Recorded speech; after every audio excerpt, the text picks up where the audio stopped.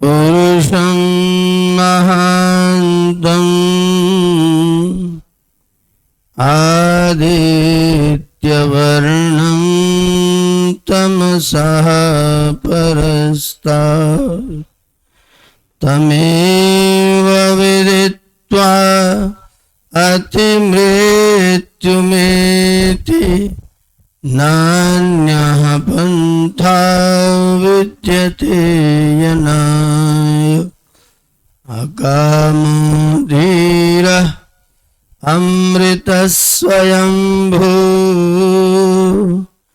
रसेन तृप्तो न कुतश्चनो न तमेव विद्वान् न विभाय मृत्यो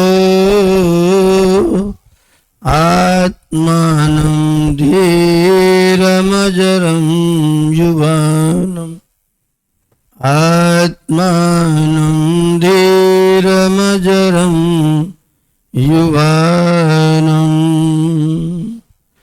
यस्य कारुण्यलेशेन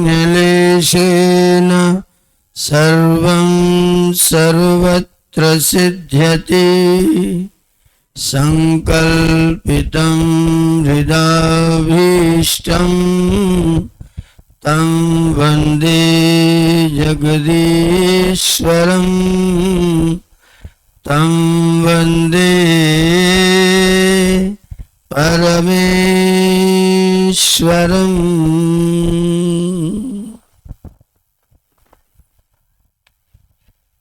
अपने सुंदर विवेचनाओं से हम सब लोगों को आनंदित करने वाले आदरणीय श्री पंडित ओमवीर जी, कार्यक्रम का संचालन कर रहे श्रीमान श्रेयो मुनि जी, गुरुकुल आश्रम से पधारे वेद पाठीगण, इस कार्यक्रम के आयोजक आदरणीय श्री अंबिका प्रसाद जी, वंदनीय मातृशक्ति, समादरणीय सज्जनों, मित्रों, एक होती है नीति और एक होता है धर्म।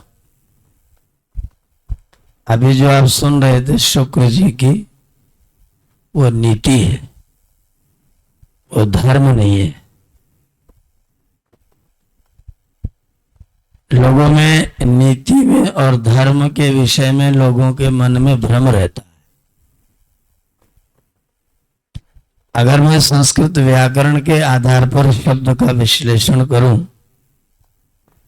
तो नी और ती दो शब्दों को जोड़ करके नीति शब्द बना है। नीति का मतलब होता है येन केन प्रकारेण अपनी विजय कराने की जुगाड़ करना। किसी के आनंद में बाधा क्यों बन रहे हैं? जो आनंद में रहे उनको रहने दीजिए, आप अपने आनंद में रहिए, उनको दूसरे आनंद में रहने दीजिए। किसी से छेड़खानी मत करिए। नीति का मतलब होता है येन केन प्रकारेण अपने काम को सिद्ध करना। किसी को कष्ट होता हो तो हमें कोई लेना देना नहीं। नीति का मतलब क्या है? अपने काम को सिद्ध करना। जो तोहे कांटा बोए उसे बोए तू भाला। वो भी साला क्या समझेगा पढ़ा किसी से। ये नीति है कि धर्म है? धर्म कहता है तुझे कोई कांटा बोए तो उसके लिए तू फूल बोने की चेष्टा कर। जो कांटा उसने तुझको चुभाने की चेष्टा की थी, अगर तू वास्तव में धर्म का पालन करेगा तो वो कांटा उसी के काम आएगा, तेरा कुछ नहीं बिगड़ेगा। नीतियां सांसारिक होती हैं और धर्म असांसारिक होता है। नीति इस जन्म में सुख पहुंचाती है और धर्म जन्म जन्म में सुख पहुंचाता है। नीतियां काम बनाने की जुगाड़ है और धर्म सुख पहुंचाने की व्यवस्था है। यदि हम नीति को धर्म समझ लेंगे तो जरूर कष्ट होगा। महाभारत के काल में, भागवत के काल में नीति को धर्म समझा जाने लग गया।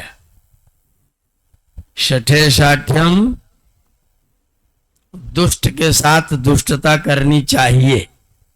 अच्छा, एक व्यक्ति ने पहले दुष्टता की, एक व्यक्ति ने बाद में दुष्टता की, तो बाद वाले की दुष्टता सज्जनता कैसे हो जाएगी? एक ने दुष्टता की, आपने उसके बदले में दुष्टता की, तो दोनों दुष्ट है ना। तो दूसरे वाले का क्या हुआ, अच्छा कैसे हो गए? काम बन गए। लेकिन काम बनना तो तात्कालिक है ना, काम बनना तात्कालिक है, सार्वकालिक नहीं है। राजा का बड़ा बेटा राजा होगा, ये धर्म है कि नीति है? राजा का बड़ा बेटा राजा होगा, अगर आप इसे धर्म कहेंगे तो दुर्योधन को राजा क्यों नहीं बनवाया?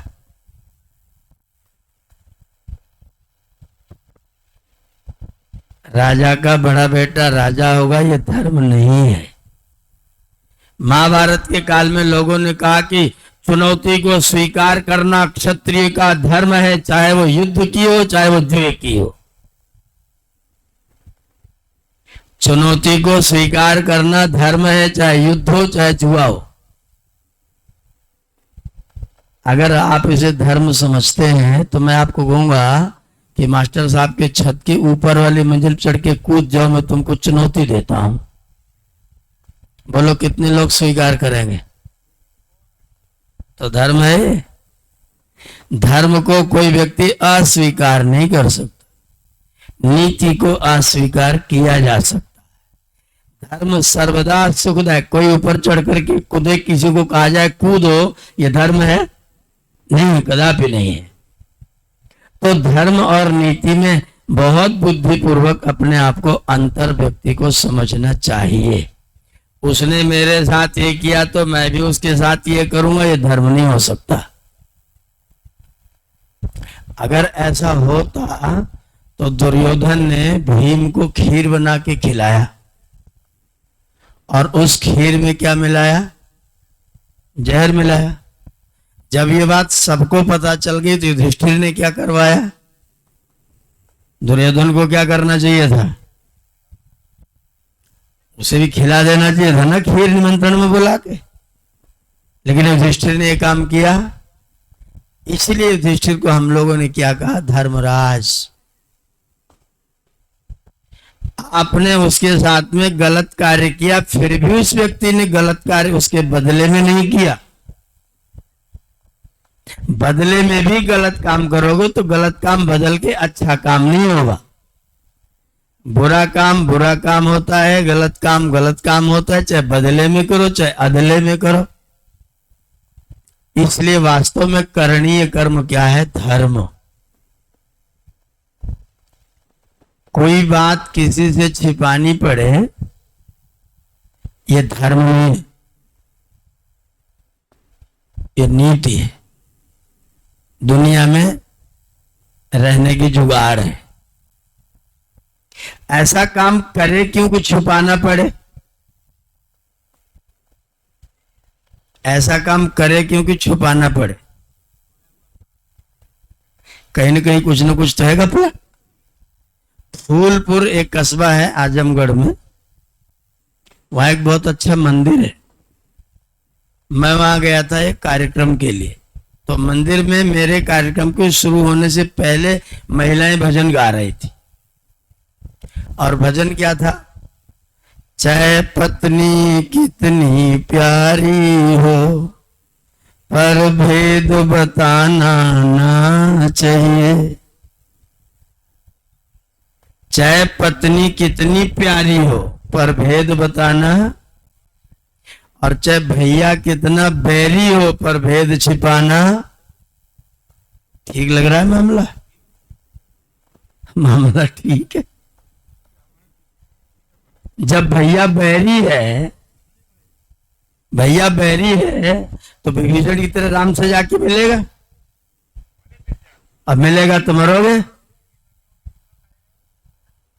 मरना पड़ेगा। भाई बैरी है, जो बैरी है वो केवल बैरी है। भ्राता भाई का मतलब क्या है? भरण पोषण करने वाला। जब बैरी हो गया तो भ्राता कहाँ रहा? जब भाई भाई था तो बैरी नहीं, बैरी था तो भाई नहीं। और पत्नी कितनी भी प्यारी हो, भेद बताना। मैंने महिलाओं से पूछा कि क्या तुम चाहती हो कि तुम्हारा पति ऐसे लोगों से संबंध रखे जो तुमको न बताए? ऐसा कैसे होगा? नहीं होगा तो तुम गाना क्यों गा रही हो? पत्नी चाहे कितनी प्यारी हो पर भेद बताना। हमारे यहाँ वेद का मंत्र लीजिए। जब हम विवाह संस्कार करते हैं, हाथ पकड़ते हैं, तो 6 प्रतिज्ञा के मंत्र बोले जाते हैं। और 6ठे प्रतिज्ञा मंत्र की अंतिम लाइन है नास्तेयमद्मि, मैं तुमसे छिपाकर कोई भी कार्य नहीं करूंगा। और अब भजन क्या गा रहा है? चाहे पत्नी कितनी प्यारी हो पर भेद बताना। जब हाथ पकड़ा था तो कह रहा था कि मैं तुमसे छिपा के कुछ नहीं करूंगा। और अब भजन क्या गा रहा है? चाहे पत्नी कितनी प्यारी हो पर भेद बताना। तो दोनों बातें ठीक हो सकती हैं। वैदिक व्यवस्था यह है कि पति और पत्नी के बीच में ऐसा गोपनीय व्यवहार कुछ भी होना, माना कि महिलाओं के पेट में थोड़ा बातें कम पचती हैं, बता देती हैं दूसरों को, पर दूसरों को बता दे तो क्या नुकसान है? आप ऐसा काम ना करें जिसको बताने में नुकसान हो जाता हो। अपने जीवन को इतना पारदर्शी, इतना सुंदर बनाइए कि सब जाने। क्या फर्क पड़ेगा? मैं जैसा हूं वैसा हूं, मैं जैसा हूं वैसा हूं। कोई मेरे बारे में जान लेगा तो मेरा नुकसान कर देगा। मैं खेत में काम कर रहा हूं, गुरुकुल का आचार्य हूं, संस्था अध्यक्ष, खेत में काम कर रहा हूं। फोन आया जिलाधिकारी का कि हम गुरुकुल आ रहे हैं। हमारे प्रबंधक जी दौड़ के बोली पाचर जी जल्दी से कपड़े पहनो, जिलाधिकारी आ रहे हैं। मैंने कहा जिलाधिकारी आए तो मुझे देख ले कि मैं क्या क्या काम करता हूं, क्या फर्क पड़ता है, मैं उनसे खेत में ही मिलूंगा। जिलाधिकारी आए, गाड़ी खड़ी की, बोले आचार्य जी कहाँ मिलेंगे? मैंने हाथ जोड़ा, मैंने कहा नमस्ते जी, मैं ही हूँ, बताइए। बोले आप आचार्य जी? मैंने कहा हाँ मैं आचार्य जी हूँ। तो बोले मैं सोच रहा था कि आचार्य जी होंगे तो कुर्ता धोती पहन के छड़ी लेके कुर्सी पर बैठे होंगे। बोले आप आचार्य शब्द का अर्थ जानते हैं? बोले हम तो मास्टर जानते हैं। मैंने कहा मास्टर तो हो ही नहीं सकता, आचार्य मास्टर कैसे हो सकता है? मास्टर तो मासे मासे वेतनाएं टर टर करो थी, जो हर महीने वेतन के लिए टर टर करने पहुंच जाए मास्टर। हम लोग का है मास्टर, तो आचार्य है। बोले आचार्य कौन है? बोले आचरण को करके बताने वाला। आचार्येण योजयति असौ आचार्य। जो विद्यार्थी को आचरण करके आचरण से या माने जोड़ दे, उसका नाम क्या है? तो मैं करूंगा नहीं तो मेरे विद्यार्थियों को मैं क्या आचार्य बनूंगा? और जो कुर्ता धोती पहन के चुपचाप बैठा होगा वो स्टेच्यू होगा, मूर्ति होगा कि आचार्य होगा? एकदम से जिलाधिकारी झुक गए। रवीश गुप्ता नाम था उनका, तुरंत पैर छूने लग गए। ने कहा क्या बात है? बोले आचार्य तो ऐसा ही होना चाहिए जो आचरण करके दिखाने वाला। हम जैसे वैसे हैं ना, जीवन बिल्कुल पारदर्शी, कुछ भी गोपनीय, कुछ छिपाने की आवश्यकता। एक बात और जान लीजिए स्पष्ट करके, दुनिया में आप दुनिया के लोगों से छिपा सकते हैं और दुनिया के लोग तुमको कर्मफल की व्यवस्था देते हैं क्या? कर्मफल कौन देता है? ईश्वर। और ईश्वर से भी कुछ छिपा सकते हो क्या? फिर तुम छिपा क्या खाक रहे हो? तो हम तुम क्या छिपा रहे हो? जो तुम छिपा रहे हो, जिसने तुमको कर्मफल देना है वो तुमको जान रहा है, फिर तुमने छिपाया क्या? दुनिया के लोगों की नजरिया होती, नजरिया, और ईश्वर की नजर होती है, नजर। नजरिया और नजर में अंतर है। नजरिया बदलता है, नजर बदलती, ईश्वर की नजर होती है, दुनिया के लोगों का नजरिया होता है। मेरी आपके साथ में अमित्रता है, शत्रुता है, तो जो आपका मित्र होगा वो मेरा क्या होगा? मेरी आपकी शत्रुता है, तो जो आपका शत्रु होगा वो मेरा क्या होगा? मैंने उसका क्या बिगाड़ा है? मैंने उसका कुछ नहीं बिगाड़ा ना, उसकी मेरे शत्रुता क्यों है? क्योंकि उसके पास में नजर नहीं है, उसके पास में नजरिया है। मेरे मित्र का शत्रु है तो मेरा भी क्यों भाई? जो व्यक्ति तुम्हारे साथ शत्रुता उसका कोई कारण होगा। मेरा तुमसे कोई विवाद नहीं तो मेरा क्यों शत्रुता होगी? शत्रु से शत्रुता होगी। शत्रुता का व्यवहारेण जायन्ते मित्राणि रिपुस्तथा, मित्र और शत्रु किस आधार पर बनते हैं? व्यवहार से। तो मेरा व्यवहार आपके साथ गंदा होगा तो मेरी शत्रुता होगी, जिनके साथ है उनके साथ होगा, वो भी कारण होंगे। ये नीति है कि शत्रु का शत्रु शत्रु होता है। धर्म यह है कि जो जिसका शत्रु उसका शत्रु होता है, वही व्यक्ति दूसरे का मित्र भी हो सकता है। जो व्यक्ति चोरी करता है वो व्यक्ति अपनी पत्नी के लिए भी दुष्ट है क्या? अपनी पत्नी को तो कमा के खिला रहा है ना। चोरी करता है दूसरों के लिए चोर है, अपनी पत्नी के लिए तो बहुत बड़ा साव है। तो दूसरे के व्यवहार को देख करके मैं कैसे निर्णय करूंगा? शत्रु का शत्रु शत्रु होता है, ये राजनीति का सिद्धांत है। शत्रु का शत्रु मेरा भी शत्रु, ये राजनीति का सिद्धांत है। लेकिन धर्म का सिद्धांत ये नहीं है। दुर्योधन गए थे युधिष्ठिर को परेशान करने जंगल में, युधिष्ठिर को दुखी करने गए थे।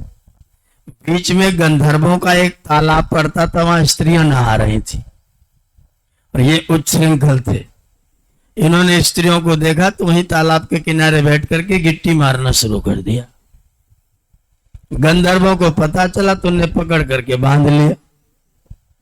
दुर्योधन को बांध लिया तो जो गुप्तचर लोग लगे थे उन्होंने आकर के युधिष्ठिर को बताया कि ऐसा ऐसा गंधर्वों ने दुर्योधन को बांध लिया है। अब युधिष्ठिर को क्या करना चाहिए था? नीति के आधार पर,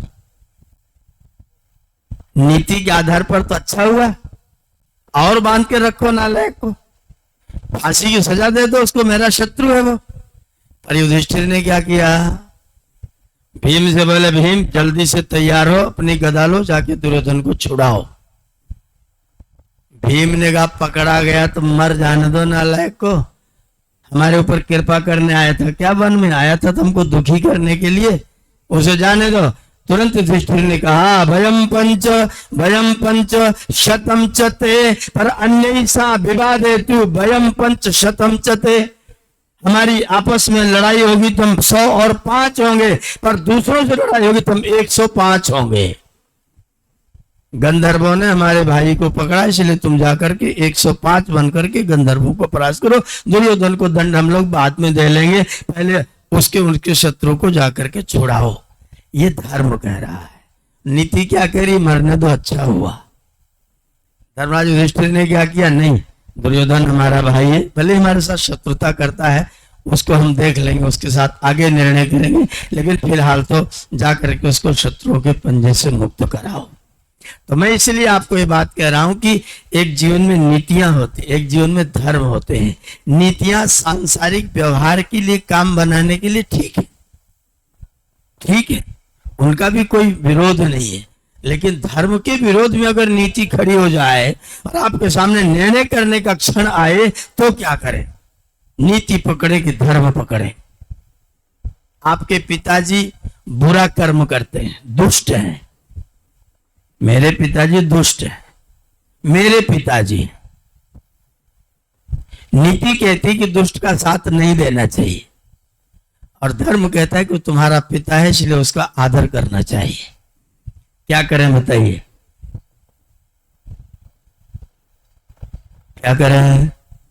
पिताजी के रास्ते पर मैं कदापि नहीं चलूंगा, क्योंकि पिताजी का व्यवहार ठीक किंतु अपने पिताजी के लिए रोटी, कपड़ा और मकान, ये 3 चीजों से और औषध सेवन करने से मैं अपने पिताजी को कभी भी वंचित नहीं रखूंगा। ये मेरा धर्म है।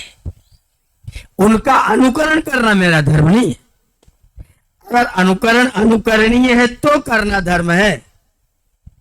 शूर्पणखा आई जंगल में राम जी के पास और क्या बोली, तुम्हारे जैसा पुरुष और मेरी जैसी स्त्री इस संसार में और कोई है नहीं, और मैं भी कुमारी हूं, मेरे साथ विवाह कर लो। शादी वादी सब हो चुकी थी, उसकी बेईमान थी, झूठ बोल रही थी, झूठ बोल रही थी, विवाहित थी। और विवाहित स्त्री ने आके राम से कहा कि मैं कुमारी हूं, मेरे साथ तुम्हारा विवाह हो जाए। तो राम जी ने मुस्कुरा कहा, जैसी तुम कुमारी हो ना वैसी कुंवारा मेरा भाई है। जैसे तुम कुंवारी हो मतलब तुम्हारा पति तुम्हारे साथ नहीं है, तो मेरे भाई की पत्नी मेरे भाई के साथ नहीं है, तो कुंवारी की कुंवारी से मिल लो। अब लोग कहते हैं राम जी ने झूठ क्यों बोला। हमने कहा राम जी ने झूठ नहीं बोला, राम जी ने वहां पर नीति का पालन किया। अगर तुम विवाहिता होकर के अपने को कुंवारी बता रही हो तो मेरा भैया भी फिर तो कुंवारा है, उसकी भी पत्नी नहीं है, वहां चली जाओ। वहां जब पहुंची तो लक्ष्मण जी खड़े होकर के बोले, अम्मा नमस्ते, अम्मा नमस्ते। तुरंत वहां से लौट पड़ी राम के पास, बोले वो तो दूरिये से अम्मा अम्मा कह रहा है, उसके साथ मेरा विवाह कैसे होगा। बोले जाके उससे पूछो तो सही, अम्मा कैसे हुई तुम। शूर्पणखा आई, बोले हम तुम्हारी माता जी कैसे, आज तक कभी मिले तो है नहीं। बोले मेरे भैया बड़े भैया राम है और हमारे यहाँ बड़े भैया को पिताजी माना जाता है। तुम्हारा शरीर से विवाह भले ही नहीं हुआ, लेकिन मन से तो तुमने राम के साथ अपना पति संबंध बना ही लिया, और तुमने जब मन से राम के साथ अपनी पत्नीपन को स्वीकार कर लिया तो मन से तुम मेरी अम्मा हो गई। मैंने तुमको अम्मा कह दिया। ये नीतियां हैं।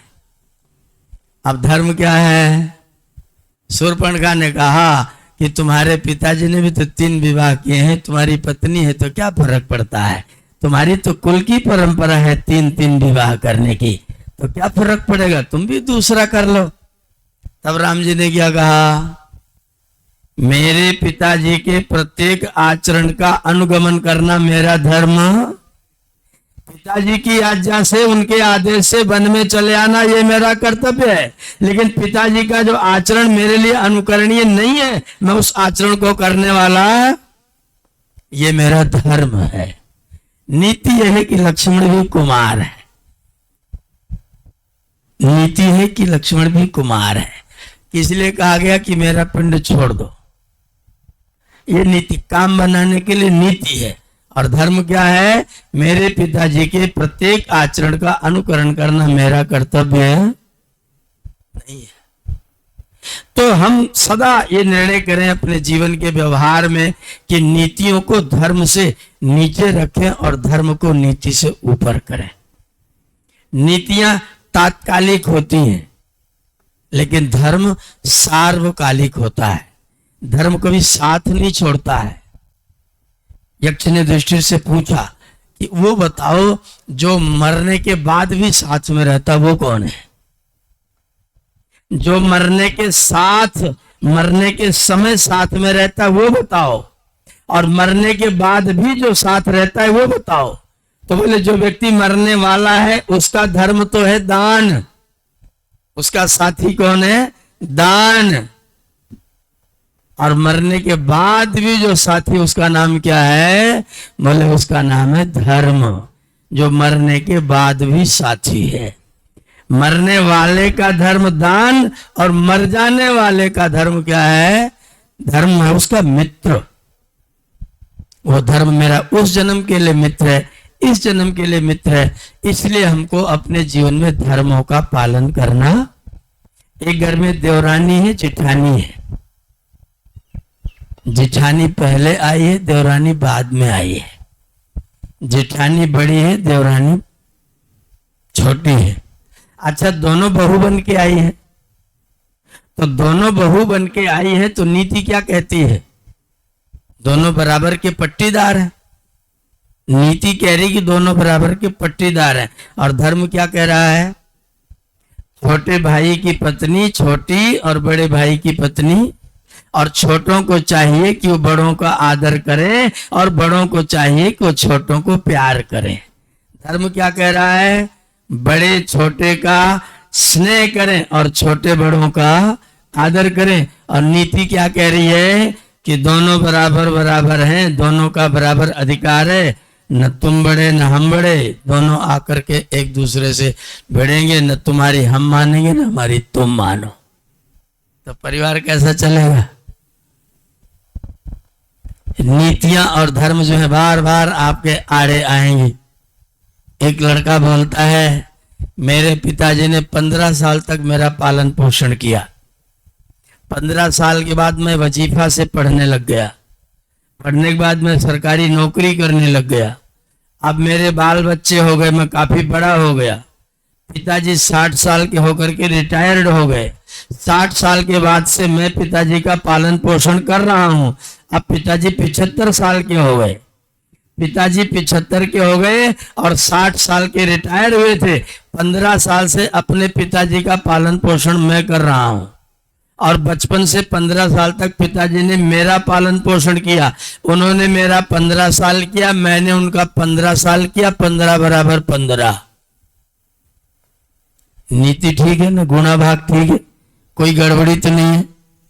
अब वो लड़का मुझसे पूछता है कि अब अगर पिताजी और जिए और मैं उनका पालन पोषण करूं तो मेरा ऋण उनके ऊपर चढ़ेगा कि नहीं चढ़ेगा? अब बताइए नीति क्या कह रही है?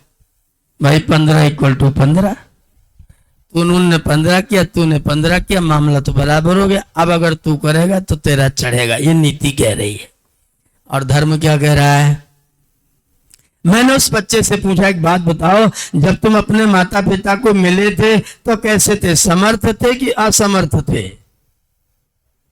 बोला तब तो हम असमर्थ थे।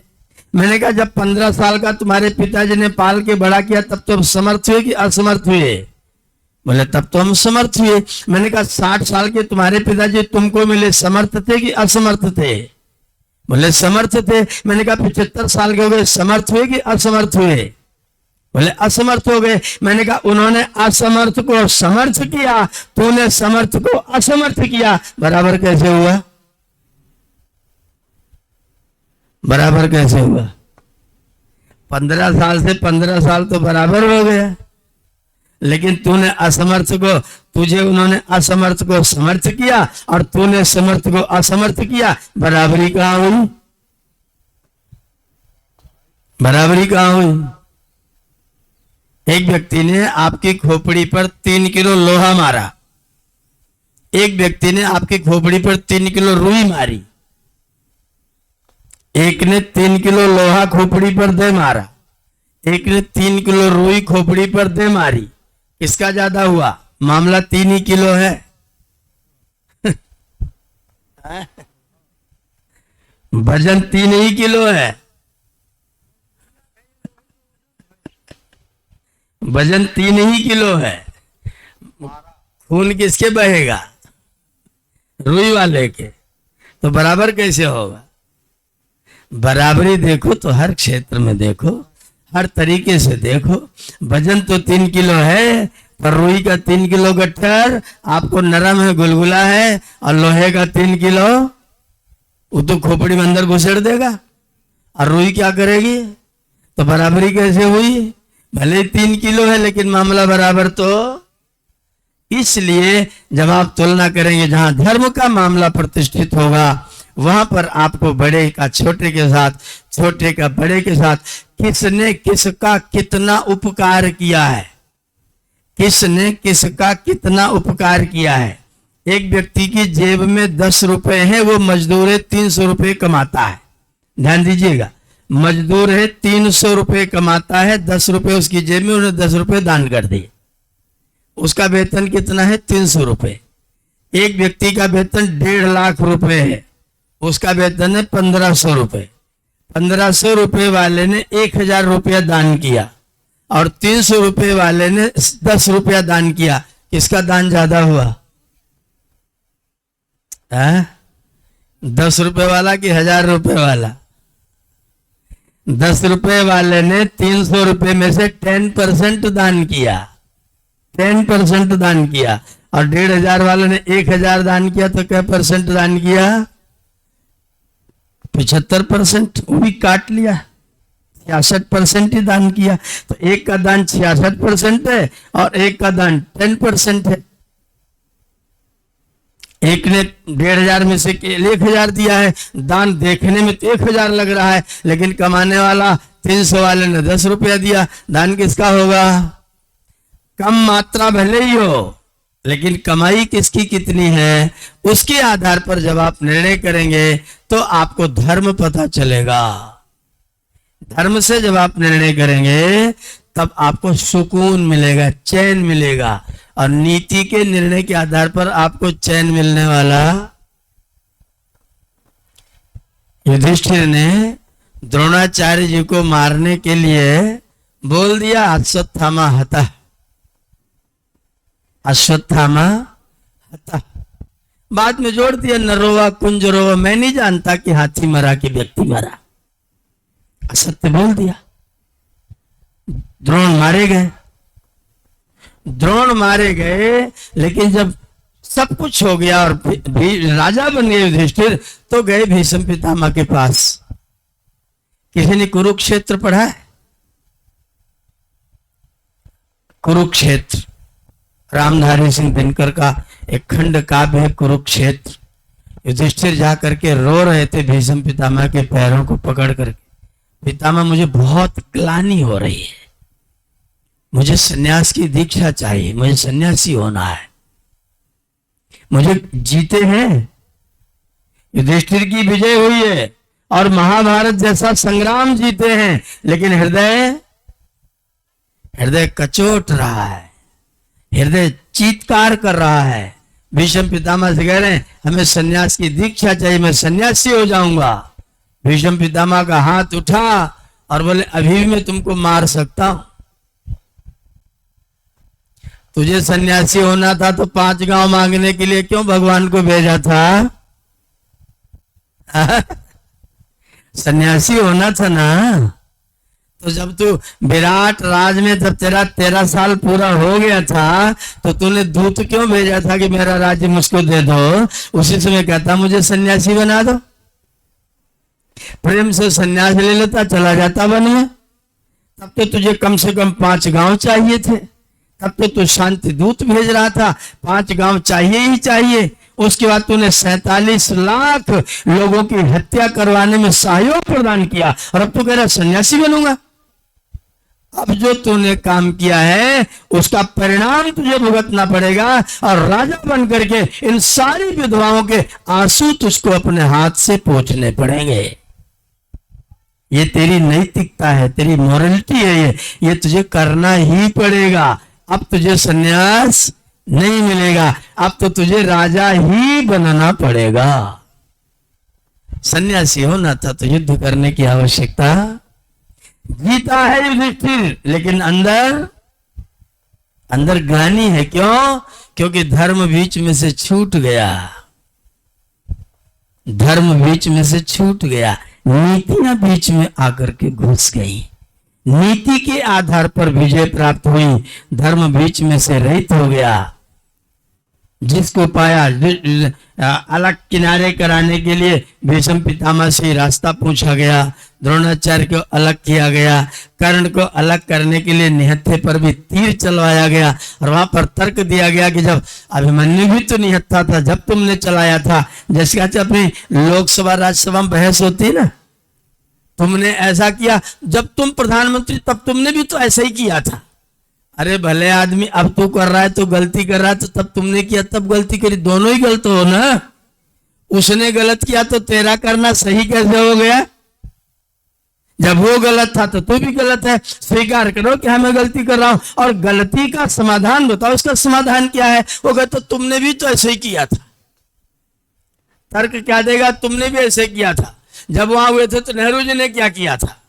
अरे नेहरू जी ने किया तो गलती की, अब तुम क्या कर रहे हो? तुम सही कर रहे हो क्या? अब सही कर लो। जिसने गलती की उसकी गलती को देख करके अब तुम गलती करोगे तो ये वाली सही कैसे होगी? गलती तो दोनों गलती होगी। इसलिए हम मनुष्य हैं और हमें विचार करना है कि धर्म किसमें है। अगर धर्म आपके साथ रहेगा तो धन कम रहे, विजय ना हो, मान न रहे, अपमान न रहे, लेकिन आपके जीवन में चैन होगा, सुकून होगा, शांति होगी, आनंद होगा। राजा रंतिदेव की कथा इसमें है भागवत में। रंतिदेव महाराज थे, राज्य में अकाल पड़ा, सारे राज्य की सारी सामग्री जनता में बांट दिया। इतना पूरा का पूरा कोष जनता के लिए खोल दिया, ले जाओ अपनी अपनी सहायता सब लोग कर लो। राजा निष्कोष हो गए, कोष से रहित हो गए। पत्नी, पुत्र वधु, पुत्र सब, अब क्या करें हम लोग? बोले जो जनता कर रही है वो तुम भी करो। बोले जनता क्या कर रही है? बोले जनता अपने भोजन की जुगाड़ कर रही है, तुम भी भोजन की जुगाड़ करो। कैसे करें? निकलो खेतों में, कहीं गिरा पड़ा होगा, बीनेंगे, खाएंगे। भीख मांगने के लिए तो कुछ नहीं है। चारों प्राणी खेतों में जहां गेहूं कटे थे, लोगों ने फसल काट ली थी, वहां से दाना दाना बीन करके महीने भर में एक शेर मात्र उन्होंने जौ या गेहूं चावल जो मिला सब अनाज सटर्रा मिला के बटोर पाया। बटोर करके उसको पीस करके सत्तू बनाया। और जब खाने के लिए बैठे वो लोग, जब लोग खाने के लिए बैठे तो एक पंडित जी आ गए, बोले महाराज बहुत तेज भूख लगी है। राजा रंतिदेव ने कहा बड़ी कृपा की तुमने, अगर मैं अकेला खा लेता तो पाप हो जाता। अतिथि को बिना खिलाए खाना गृहस्थी का कर्तव्य नहीं है, इसलिए मैं आपको भोजन दूंगा, आप मेरा वाला हिस्सा खा लीजिए। पंडित जी ने मेरा वाला हिस्सा खा लिया। तब तक 3 हिस्से रखे हुए हैं। पंडित जी ने कहा अब तो भूख और ज्यादा बढ़ गई, भूख लगी और थोड़ा मिल जाए तो फिर और खाने का मन करता है। तो महारानी ने कहा कि पति का अकेला दान किसी काम का नहीं होता, जब तक पत्नी का भी दान साथ में न लगे, तो आप मेरा वाला हिस्सा ले लीजिए, शायद आपकी पूर्ति हो जाए। पत्नी ने भी अपना दे दिया, पंडित जी ने खा लिया। बोले थोड़ा सा और मिल जाता तो तृप्त हो जाते, वैसे काम तो हो गया है लेकिन अब खा ही रहे तो थोड़ा तृप्त हो जाते। पुत्र ने कहा कि पिता का छोड़ा हुआ भाग, पिता का छोड़ा हुआ काम निभाने की ड्यूटी किसकी होती है? पुत्र की होती है। आपने अपना दान का कार्य कर लिया है, लेकिन मुझे आप ना दान मत रहने दीजिए, मुझे भी दान कर लेने दीजिए। श्रीमान जी आप मेरा भी भाग ले लीजिए। तब तक बहू बोली नहीं, पति से पहले पत्नी को अपना भाग दान करना चाहिए, तुम इस भाग को ले लो। पति दो बोले नहीं, तुम गर्भवती महिला हो और गर्भवती महिला की भोजन की पूछ सबसे पहले होनी चाहिए, यह हमारा और हमारे पिताजी का भी कर्तव्य है, इसलिए हम लोग तुम्हारा भोजन नहीं दे सकते हैं, अपना भोजन मैं दे रहा हूं।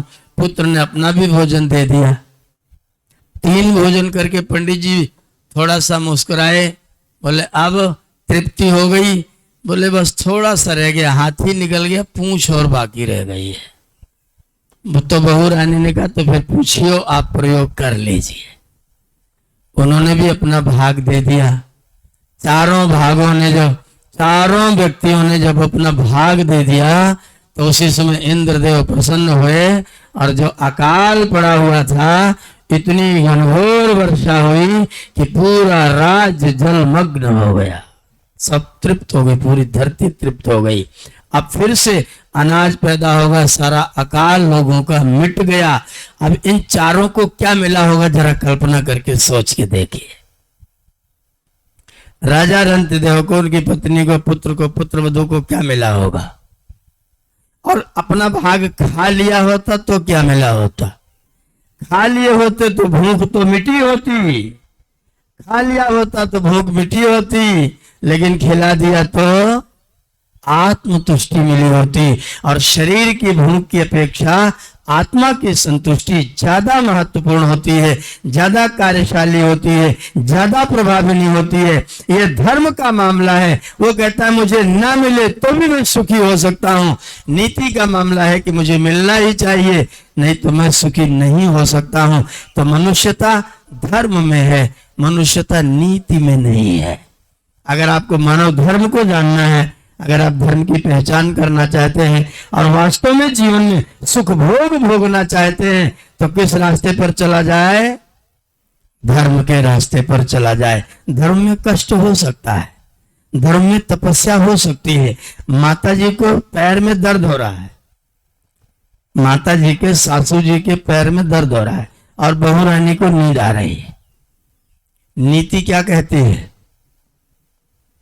जिसका कर्म है, जिसको दर्द है वो अपना दर्द भोगे, जिसको नींद आए वो अपनी नींद मारे। मैं अपनी नींद दूसरे के लिए क्यों हराम करूं? ये तो नीति है। और धर्म क्या कह रहा है? धर्म कह रहा है जब तक अम्मा ना सो जाए तब तक तुझे सोने का कोई अधिकार। अब बहू रानी को अपनी नींद हराम करनी पड़ेगी। माता जी के पैर में तेल लगा के मालिश करके या फिर कोई दवा रखी हो तो दवा दे करके माता जी के दर्द में आराम करवाना पड़ेगा। अगर वो बहू रानी अपने माता जी की पैर में मालिश करके दवा खिला के उनको सुला के सोती है तो उसको क्या मिलेगा? आत्मतुष्टि मिलेगी। और एक बात और, आत्मतुष्टि तो इस जन्म में मिलेगी, अगले जन्म के लिए पुण्य की पूंजी जमा होगी जो उसको अगले जन्म में सहूलियत प्रदान करेगी, सुख प्रदान करेगी और जीवन में सरलता आएगी। अगर वो उसमें जाकर सो जाती है, माता जी को रोने देती है, तो बहू रानी नींद तो पूरी कर लेंगी, लेकिन कल जब इनकी वाली बहू आएगी और इनको कोई कष्ट होगा तो वो बहू भी नीति का ही प्रयोग करेगी। तो माता जी कहेंगे बहू तो बहुत ही दुष्ट है, इसके अंदर कोई संस्कार नहीं है। अम्मा तूने अपना संस्कार क्या किया था? माता जी तुम्हारे संस्कार का क्या हो रहा था? अगर माता जी अपने संस्कार का पालन करती तो उनके पुण्य के प्रभाव से हो सकता है बहू संस्कार वाली आपको आकर के प्राप्त होती। हो सकता है ना हो सकता है दुष्टता हो भी सकती है, लेकिन कम से कम चांस तो बनता है, अवसर तो बनता है, आपके लिए कोई दरवाजा खुल तो सकता है।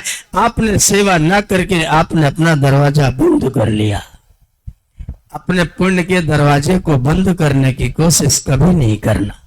अगर तुम्हारे कारण से किसी को सुख पहुंच सकता हो तो सुख पहुंचाने की चेष्टा अवश्य करते रहना। ये धर्म है, बदला लेना नीति है, लेकिन वो धर्म नहीं है। और नीति से आप विजय तो प्राप्त कर लेंगे, लेकिन अंदर टीस रहेगी, अंदर वेदना रहेगी, अंदर ग्लानि होगी। और ग्लानि का परिणाम ये होगा कि जब आप अगले जन्म में आएंगे तो आपको ग्लानि वाले काम करने वाले लोग आपके अगल बगल में होंगे। अगर आपने पुण्य प्राप्त कर लिया तो जो आपका अगला होगा, जो परलोक होगा, उसमें आपकी सहायता करने वाले लोग आपके पास, जिसके पास लोग प्रेम करने वाले हैं उसके पुण्य हैं, और जिसके पास द्वेष करने वाले हैं उसके अपुण्य हैं। पाप भी मैं नहीं कह रहा हूं, मैं पाप नहीं कह रहा हूं, लेकिन पुण्य नहीं होना, किसी व्यक्ति का धनी होना और किसी व्यक्ति का धन न होना और निर्धन होना, धन न होना और निर्धन होना, दोनों में थोड़ा अंतर है। धन न होना, मेरी जेब में इस समय 1 भी रुपया नहीं है, लेकिन मैं निर्धन हूं क्या? इस समय मेरी जेब में 1 भी रुपया नहीं है, लेकिन मैं निर्धन नहीं हूं।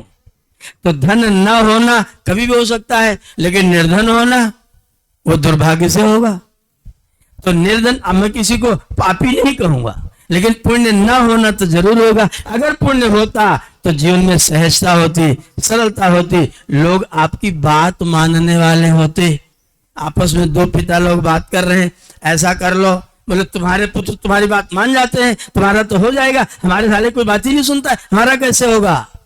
तो तुरंत प्रश्न करना, मेरे बात सुनते हैं उसका कारण क्या है? मेरे पुत्र मेरी बात सुनते हैं उसका कारण क्या है? निश्चित तौर पर आपके परिवार में वो पुत्र आए हैं जिनके साथ आपने पिछले जन्म में पुण्य वाला कार्य किया हुआ है। वही पुत्र आपकी बात को यहां स्वीकार कर रहे हैं। अगर उनके साथ पुण्य वाला कार्य न हुआ होता तो जो पुत्र आपके आते अपुण्य वाले, पिताजी पानी अपने हाथ से ले लो, तुम्हारा हाथ कट नहीं गया है, उठ के ले सकते हो। और सुनो, काम करते रहोगे तो शरीर स्वस्थ रहेगा, बैठ जाओगे तो बैठक ले लोगे। जो व्यक्ति बैठ जाता है ना, वो किसी काम का नहीं बचता है। अपना काम प्रत्येक व्यक्ति को करते रहना। उपदेश और देगा ऊपर से, आपकी सहायता नहीं करेगा, ऊपर से उपदेश और करेगा। अपना काम अपने हाथ से करना स्वतंत्रता है। पढ़ा लिखा है, पढ़ा कहता है स्व माने अपना, तंत्र माने शासन। अपने शरीर पर अपना शासन करने से आप स्वतंत्र होंगे। इसलिए अपना काम अपने आप किया करो। मैं तुम्हारी धोती धोने वाला, बड़ा बुद्धिमान है ये, लेकिन वास्तव में तो महामूर्ख है। धर्म के दृष्टिकोण से अपने पिता की सेवा ना करने वाला महामूर्ख है। महामूर्ख पिताजी का कुछ नहीं बिगाड़ रहा है, अपना पूरा सत्यानाश कर रहा है।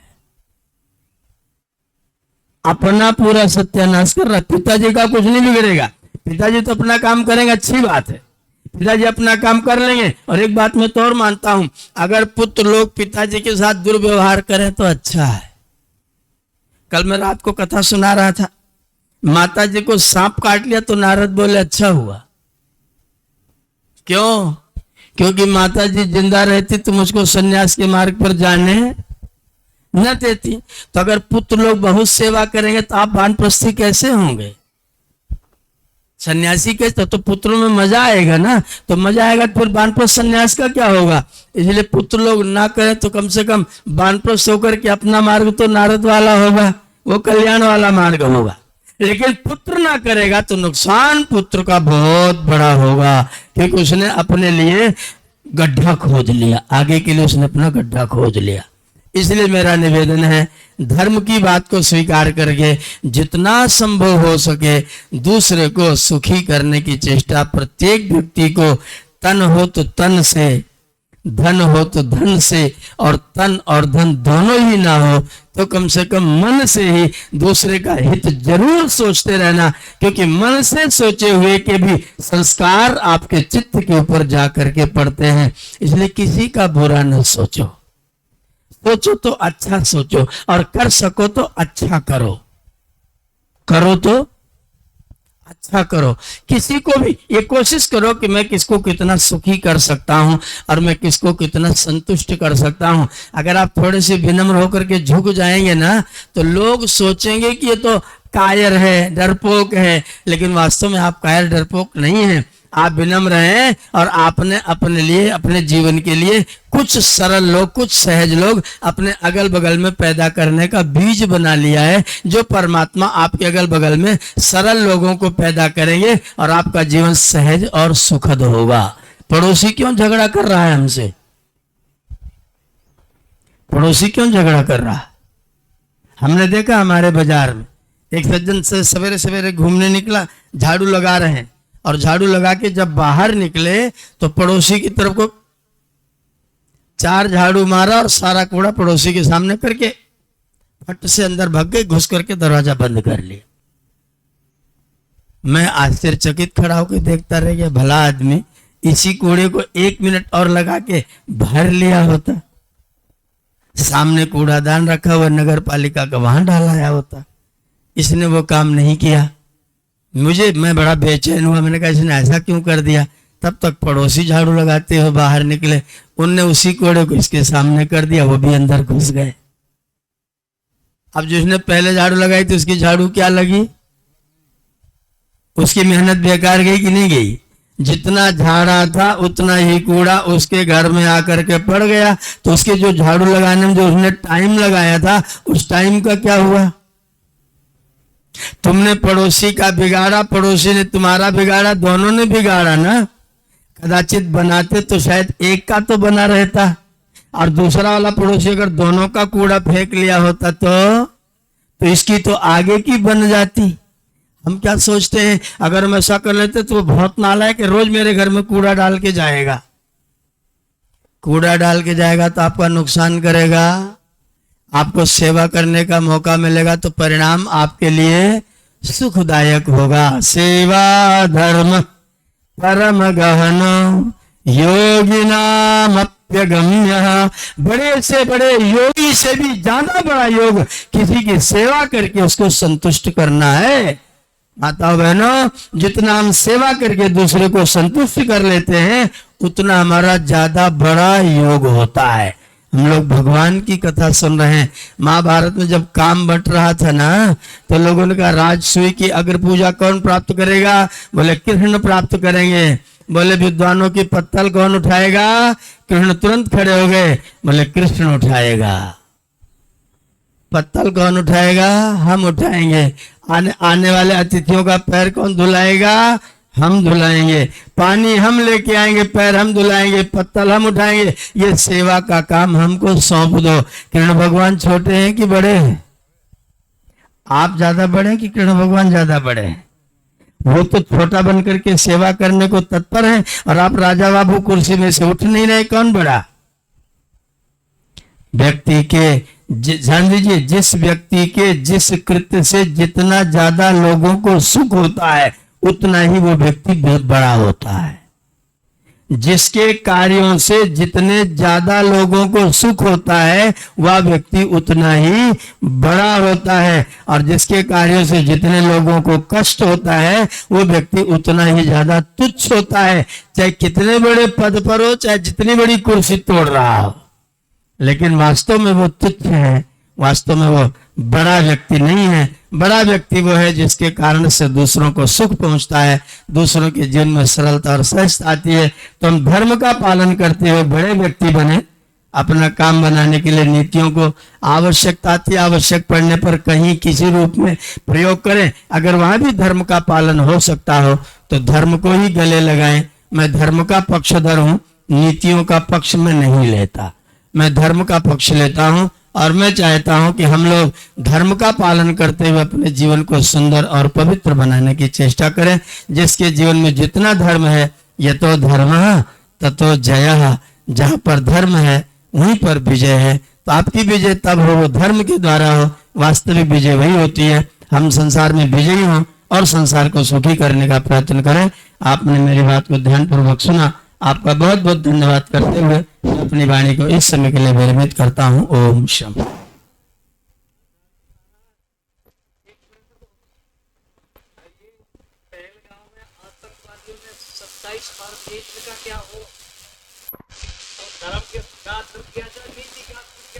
जो जितनी ज्यादा गहरी खुदाई कर सकती हो ऐसी जेसीबी से खोद करके उनको बाल बच्चों सहित गाड़ देना ही धर्म है।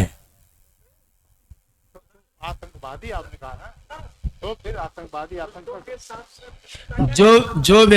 जो व्यक्ति दूसरों को कष्ट पहुंचाए, उस व्यक्ति को कष्ट से वो व्यक्ति गलत काम ना करे, उससे बचाने के लिए आपको धर्म का पालन करना है कि नहीं?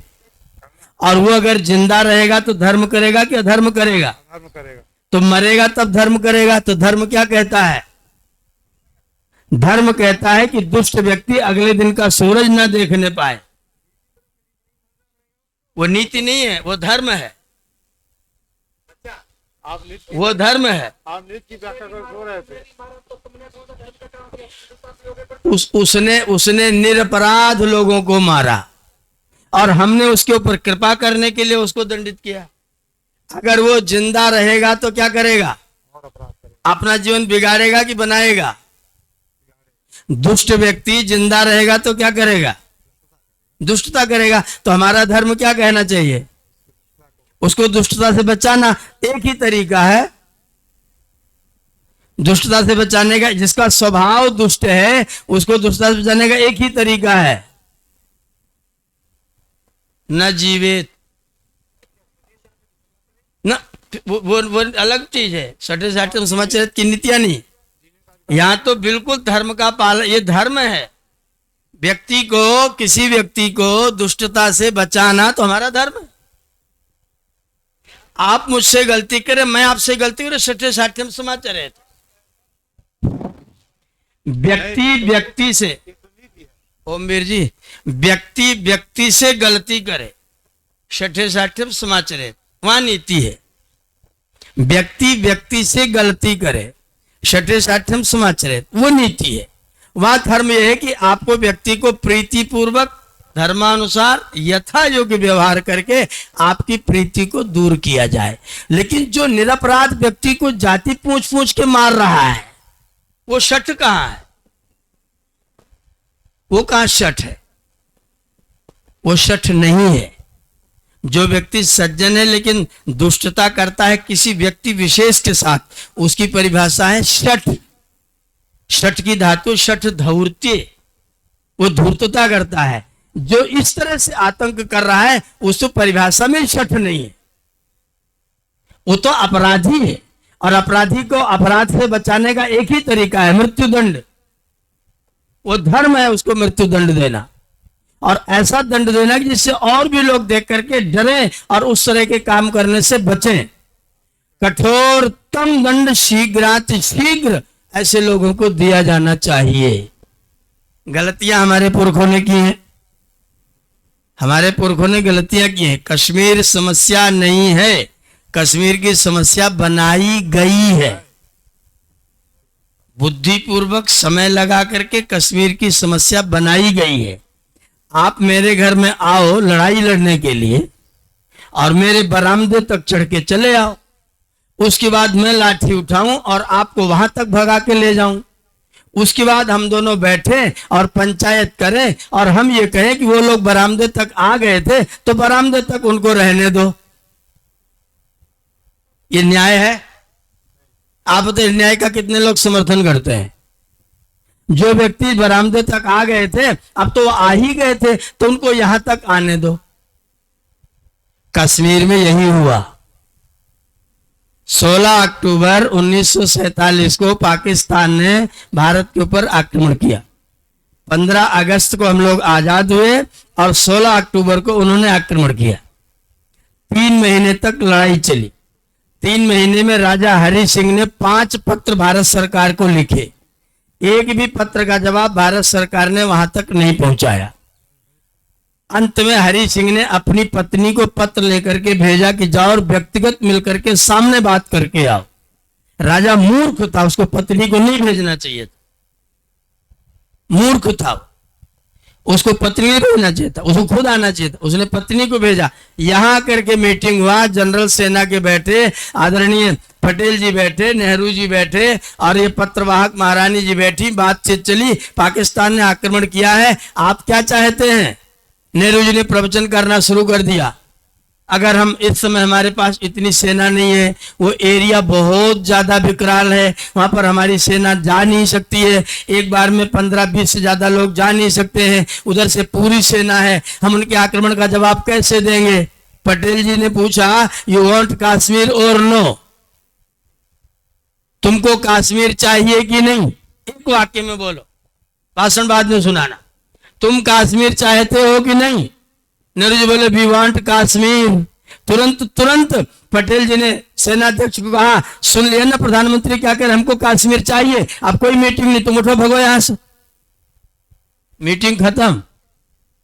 सेनाध्यक्ष को भेज दिया, जाओ जितने लोग जा पाओ उतने लोग जाओ। तब भारत ने उनको आक्रमण करना शुरू किया।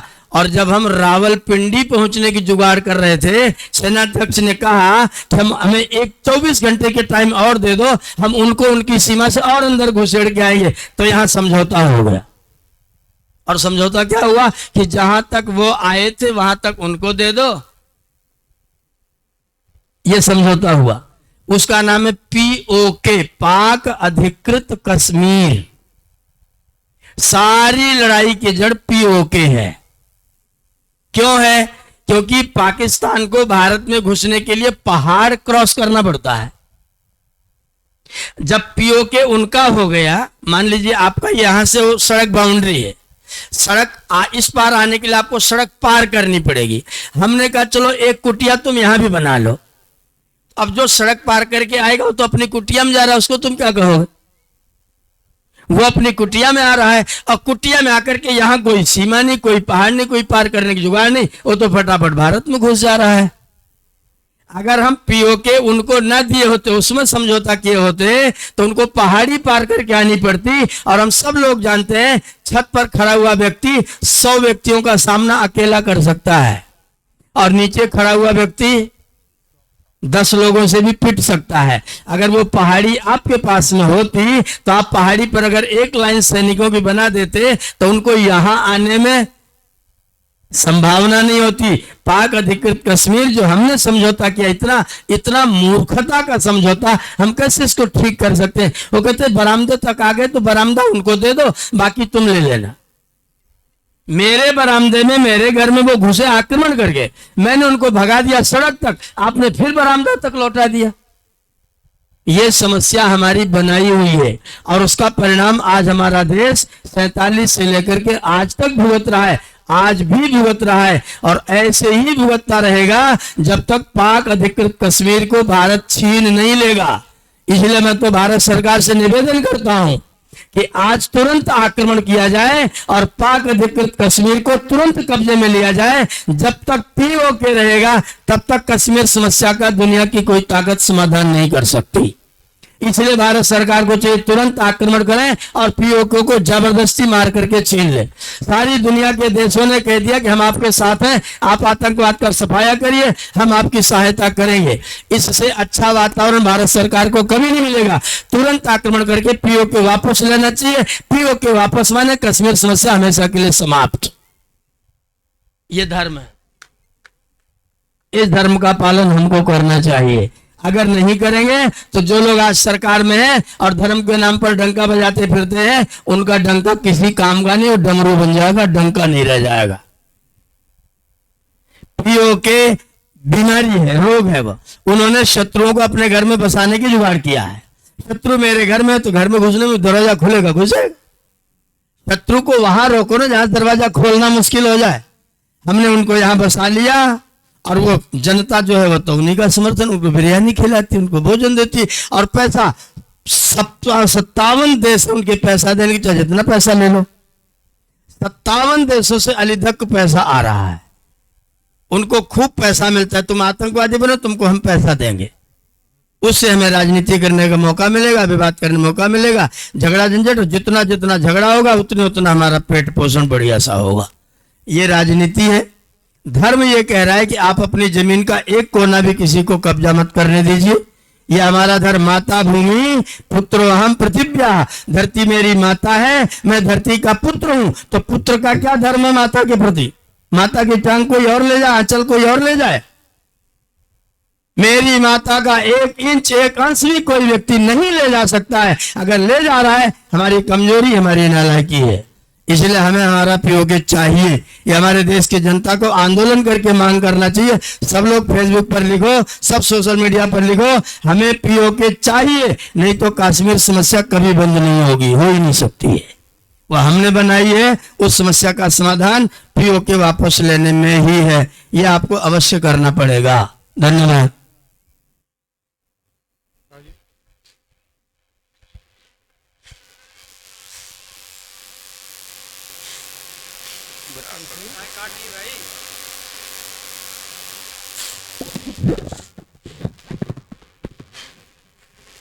क्या करते हो?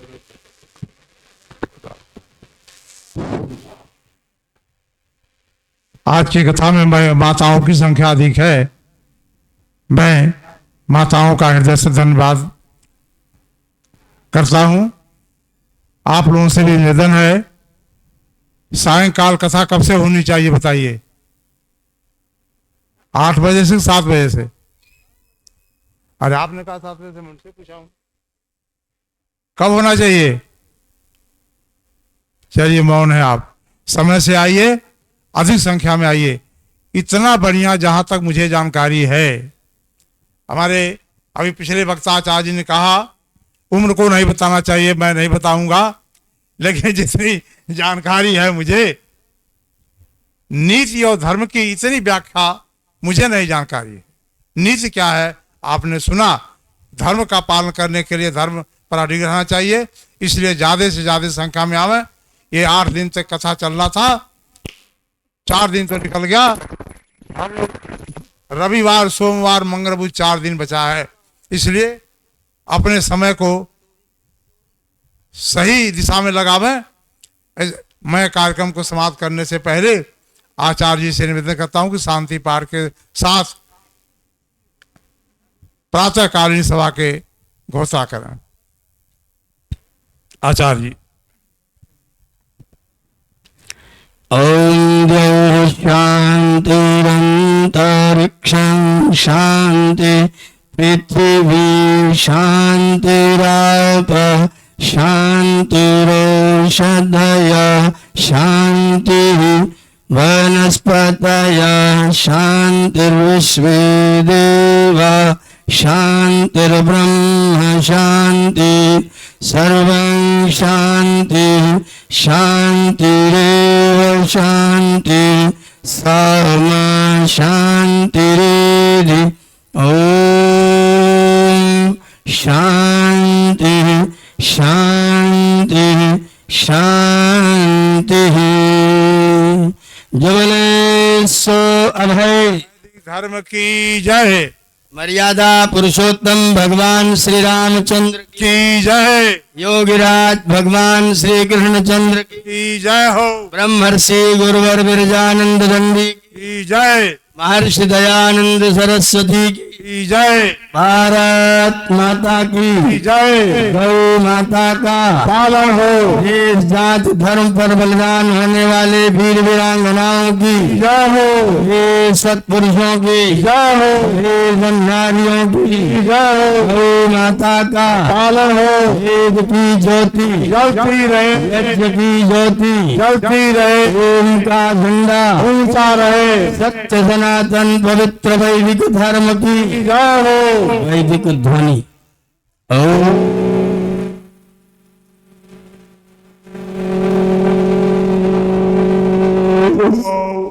वैदिक अभिवादन सभी को सादर नमस्ते।